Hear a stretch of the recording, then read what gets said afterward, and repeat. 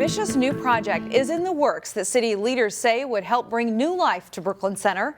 It's an international food village concept that aims to make Brooklyn Center a destination for global food. The proposal would turn the vacant Target store into an international grocery store. The city approved a preliminary development agreement with a company that would purchase the Target site from the city. A concept plan would create a 110,000 square foot ethnic food market. The city says it would help fulfill a demand not only in the city but in the region for ethnic and international foods. We kind of describe it as like a Midtown Global Market meets Costco, where it would provide opportunities for food from all over the world, but also really a destination in that it would provide a bulk opportunity as well. The developer is also interested in purchasing a neighboring strip mall that could be turned into housing, a health clinic, and an African brewery. The project would be a central focus of the city's so-called Opportunity Site Master Plan. To the south of the Target site, the city previously received plans from a separate developer to construct about 750 housing units. That project is expected to be up for city council approvals this summer. Local police teamed up to stop several suspects who fled from a park after a report of shots fired. Brooklyn Park Police initially responded to Brookdale Park shortly before 8:30 p.m. Thursday. When officers arrived, a vehicle fled at a high rate of speed, running stop signs and red lights. Brooklyn Park Police chose to end the pursuit on Brooklyn Boulevard due to heavy traffic. Brooklyn Center Police later caught up to the vehicle a few miles away and was able to stop it and arrest 3 suspects. Police also recovered a handgun in the vehicle. No one was injured during the ordeal. Twin Cities gas prices are up to $4.11 per gallon on average. That's about $1.30 higher than a year ago. And that impact is being felt all over. Diesel prices are even higher than that, significantly impacting local school districts who need diesel fuel for school buses. We anticipate, I would think, about $150,000 extra we'll be paying this year for fuel. The Anoka Hennepin School District contracts with 3 bus companies to transport students. Last summer, when the district negotiated the price of fuel with the bus companies, they set the price at $2.20 a gallon. If the price goes above that, the district has to split the costs. Anoka Hennepin will have to set a new price again this summer. To help save on costs, it's working on a bus opt-out process for families. We're asking families to let us know if they're not going to use the bus. Especially at high schools, we have about 50% of the students or less that actually ride the bus. So we're going to try and help pinpoint what stops we may not need to go to. That would help make the route be more efficient, more streamlined, and perhaps reduce the number of buses we need on the road. Anoka Hennepin Schools is also considering applying for grants to help purchase electric-powered buses. A new app called TurnSignl aims to help Brooklyn Center residents during traffic stops.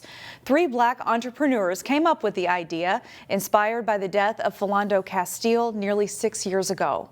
The death of Dante Wright last year made it all the more relevant. Reporter Taylor Rivera explains how it works. This is a YouTube video showing how a new smartphone app called TurnSignl works.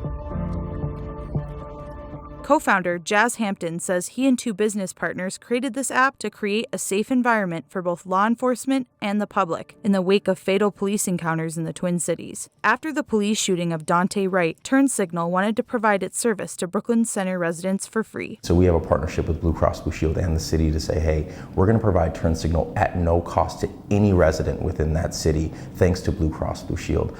We always say that we're going to be an app to bridge the gap and get everyone home safe. With this easy-to-use app, it's like driving with an attorney in your passenger seat. At the click of a button, you can reach an attorney if you're being pulled over or if you've had an accident.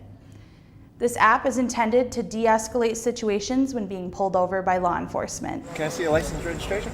We have an attorney, we've got finance and accounting, and in my background being in technology, we figured out, we call ourselves actually today the telelegal Avengers.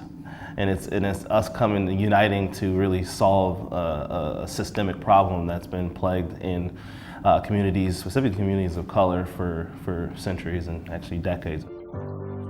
While the app is free to download for Brooklyn Center residents, it's $10 for everyone else. In Minneapolis, Taylor Rivera, CCX News. The lawyers who provide legal guidance do so at no cost beyond the $10 monthly fee to the drivers. It's up to the driver to decide whether to retain that lawyer afterward. A unique art exhibit is being held at the Maple Grove Arts Center. For the first time, the works of military veterans will be featured. I think it's important to showcase veterans because I don't think we give them due diligence in this country. There's a lot of groups of people that don't get the recognition they deserve. I think we have a lot in Maple Grove that we need to showcase. The show is called Still Serving. Several different mediums are on display, including oil and watercolor paintings and even some fashion designs too. One military veteran participating says art is a form of therapy.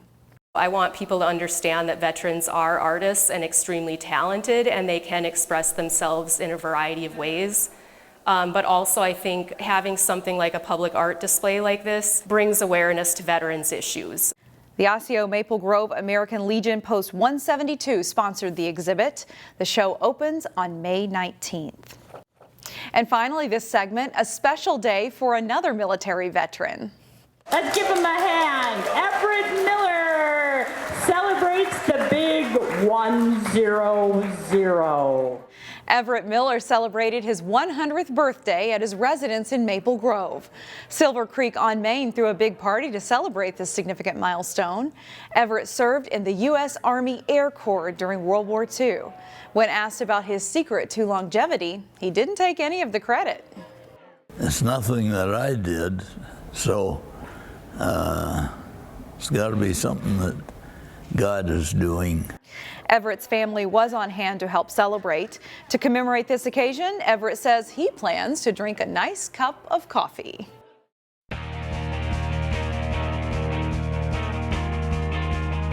Two of the area's top girls lacrosse teams went head-to-head Thursday as undefeated Armstrong faced off against Plymouth neighbor Wayzata. Jason Melillo has the highlights. It's the 7-0 Falcons against the 7-2 Trojans. Early first half, Caitlin Sikorsky sets up Ava's score for the shot and goal. Wayzata up 2-0. Armstrong senior captain Sydney Smith slashes her way to the goal and finishes to make it 2-2. Then less than a minute later, Jenna Hamann sets up Smith for another marker. Falcons take the lead. Hamann with another assist. This time it's Ella Steinke scoring for Armstrong. With 9 seconds to go in the first half, Carly Rettelsheimer scores for the Falcons. They're up 6-2 at the break and go on to win 12-9. Jason Melillo, CCX Sports. In prep softball, it's a good race in the Northwest Suburban Conference. Maple Grove is in the hunt, and they faced another solid team in the conference Thursday in a thriller.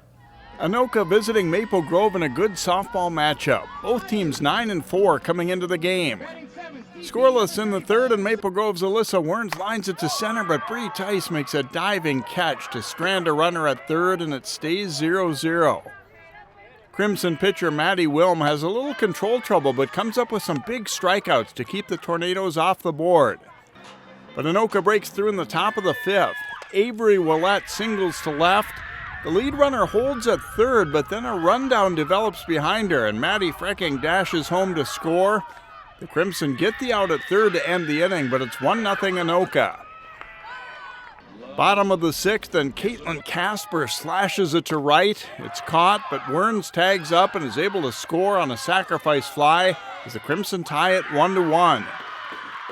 Next batter, Cassie St. Peter almost gives them the lead, but Paige Schultz makes a nice leaping catch to end the inning as the game remains tied 1-1. We go to extra innings, and Maple Grove gets it done in the eighth. Danny Strom singles to left, and Werns comes around to score the winning run. It's a good battle, and Maple Grove takes a hard-fought 2-1 win over Anoka. With conference and section meets approaching, many local schools competed at True Team section track and field meets this week. Here's highlights from Section 4 3A. Rogers the site for the Section 4 3A True Team track and field meet. Osseo, Park Center, Maple Grove, and Champlain Park among the teams also competing. The girls 4x800 relay, Maple Grove and anchor Abby Oakland win easily in a time of 9:57.18. The Crimson boys also win this race. Maple Grove's girls are third as a team. In the girls' 100 meters in green to the left of the screen, Park Center's LaBenra Ben edges Maple Grove's Jordan Borsch in a great matchup. Borsch comes back to beat Ben in the 200. In the boys' 100, watch the far outer lanes as Champlain Park's Rich Lou Tootie closes strong to beat Christian Lodeholtz of Maple Grove by 0.02 of a second, 10:79 to 10:81. To the girls' 4x200 relay.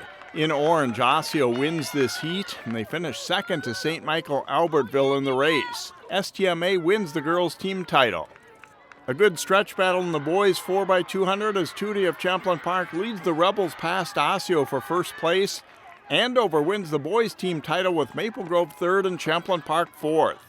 Osseo, Park Center, and Maple Grove will compete at the District 279 meet this coming Tuesday at Osseo.